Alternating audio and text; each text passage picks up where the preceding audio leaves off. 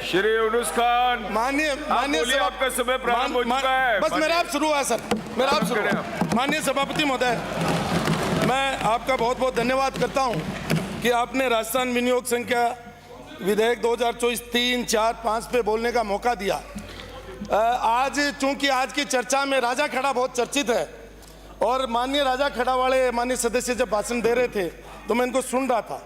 इन्होंने आरोप लगाया कि भारतीय जनता पार्टी सरकार ने राजस्थान को डेब्ट ट्रैप कर दिया। तो मैं आपको आपके माध्यम से सभापति महोदय बताना चाहता हूं कि इन्होंने जब इनका डेब्ट जीएसडीपी रेशो था 37.74 और इन्होंने जो प्रपोज किया है वो है 35.97। तो मुझे लगता है कि राजस्थान को डेब्ट ट्रैप किसने करवाया ये आज सारा सदन जानता है कि किसने डेब्ट ट्रैप करवाया। तो ये आंकड़े बताते हैं कि डेब्ट ट्रैप किसने कराया। अगर इनके आंकड़ों पर ध्यान दें माननीय सभापति महोदय, तो मैं कोई किसी का पक्ष नहीं ले रहा, लेकिन मैं ये कह रहा हूं कि पिछली सरकार ने सोशल सिक्योरिटीज के नाम से अनप्रोडक्टिव काम करने का कोशिश की, जिससे आज राजस्थान की ये हालत हो गई। आप देखिए कि एक मोबाइल बांटने के लिए पैसे बांट रहे हैं आप, अनेकों ऐसी योजनाएं मैं इनकी पढ़ रहा था, योजनाएं जो अनप्रोडक्टिव है। तो जब तक राजस्थान के अंदर प्रोडक्टिव मतलब आप एक्सपेंडिचर नहीं करोगे तब तक आपको न तो एम्प्लॉयमेंट मिलेगा, न आपको लोगों को रोजगार के अवसर के अलावा इंफ्रास्ट्रक्चर खड़ा होगा। तो मेरा निवेदन यह है कि ये सोशल सिक्योरिटीज के नाम से जो सरकारें लुटाती हैं जनता का पैसा, और इनको कोई अधिकार नहीं है। आज राजस्थान लगभग आज की तारीख में 6,00,000 करोड़ के नीचे मतलब जो है लोन के नीचे है। मैं आपसे निवेदन करना चाहूँगा कि मैं इनके सारे आंकड़े देख रहा था, इन्होंने जो लोन लिया वो तो लिया। मैं तो आरएसआरडीसी की बात करूँगा। आरएसआरडीसी मतलब पीडब्ल्यूडी की सड़कें आरएसआरडीसी के थ्रू लोन लेकर के और इन्होंने निर्माण का काम करने का इस तरीके से बहुत किया, जिसमें राजकोषीय उत्तरदायित्व और बजट प्रबंधन अधिनियम 2003 का सीधा उल्लंघन था, क्योंकि राज्य सरकार के पास एक लिमिटेड जीएसडीपी का लोन का अधिकार था।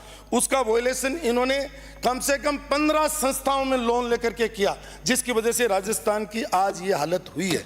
इसलिए किसी भी पार्टी को, चाहे सरकार इनकी हो चाहे इनकी हो, उनको अधिकार नहीं है कि लोगों का, गरीबों से जो टैक्स लेते हैं जीएसटी के रूप में, उसका दुरुपयोग करें। तो दुरुपयोग हुआ है माननीय सभापति महोदय। इसलिए मैं आपसे निवेदन करना चाहूँगा कि उसके साथ साथ रेवेन्यू भी रोक दिया। मैंने आरएसआरटीसी की बात की, टोल भी बिना टेंडर के कर दिए, बिना टेंडर टोल चलाते रहे। एक तरफ पैसा नहीं आया, दूसरी तरफ लोन के नीचे दबा दिया। इसी तरीके से मैं आपके माध्यम से माननीय सभापति महोदय कहना चाहूँगा कि अब मैं सरकार को यह भी निवेदन करूँगा कि आपने बजट रखा है और इसमें लगभग 4,96,000 करोड़ की आपने बात कही है, लेकिन मेरा ये जब आपने ये बताया कि 1.25 लाख करोड़ के करीब इनके पास टैक्स के माध्यम से आएगा, जब तक ये कड़े कदम उठा करके और अपना रेवेन्यू जनरेशन नहीं करेंगे तब तक स्टेट लोन के नीचे आएगा। तो मेरा इनसे भी आग्रह है कि आप कुछ ऐसे उपाय करिए कि आपका रेवेन्यू जो 1.25 लाख करोड़ रुपए आपने अपने उन साधनों से बताया वो बढ़ करके कम से कम 1.25 लाख तक जाएगा। तो स्टेट को रिलीफ मिलेगी, लोगों को रोजगार मिलेगा, अच्छा इंफ्रास्ट्रक्चर मिलेगा और मतलब है राजस्थान आगे बढ़ेगा। अब हमें सोचना है, ये तो इन पर आरोप लगाने कि आपने डुबो दिया, अब ये कह रहे हैं आप डुबोने की तैयारी कर रहे हो। तो मेरा आपके माध्यम से माननीय सभापति महोदय ये है कि समाप्त करें। सर मैं तो मुंह बढ़ने ही लगा। इतना समय मिल पाएगा, आज समय की बाध्यता है। नहीं मैं इधर नहीं बोल रहा हूँ सर, मैं राजस्थान के लिए बोला हूँ, नहीं तो मैं आपके पक्ष में बोलूंगा नहीं इनके पक्ष में बोलूंगा। नहीं खिलाफ मैं आपसे निवेदन करना चाहता हूँ कि मैं आपसे निवेदन करना चाहता हूं कि 4 लाख नौजवानों को सरकारी नौकरी देने की बात कही और 10 लाख लोगों को अवसर देने की बात कही।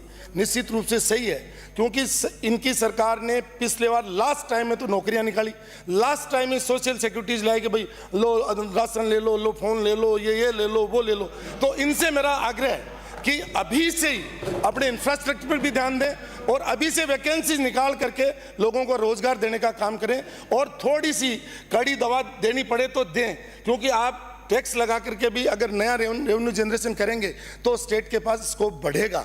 और अभी चूंकि डबल इंजन की सरकार है और आप दिल्ली से भी अच्छे पैसे ला सकते हैं, तो आप ऐसे एक्सपर्ट लोगों को लगाइए जो दिल्ली से पैसा लाने में माहिर हों, अलग अलग विभागों में एक्सरसाइज करके दिल्ली से पैसा लाए, जिससे राजस्थान आगे बढ़े। और मैं लास्ट में इतना ही कहूँगा कि जो माननीय वसुंधरा जी ने ERCP की जो योजना लाई थी और जिस तरीके से पूरे राजस्थान में माहौल बना था और पिछली सरकार ने क्या किया उसमें मैं नहीं जाना चाहता। अब चूंकि केंद्र में भी भाजपा की सरकार है, यहाँ भी भाजपा की सरकार है और ये लगभग 80 विधानसभाओं में लगभग 21 जिले नए हो गए, उनमें एक जीवनदायिनी बन सकती है। तो उस पर ऑनेस्टी से जल्दी काम करें, ये मेरा सरकार से आग्रह रहेगा। इसी के साथ बहुत बहुत धन्यवाद।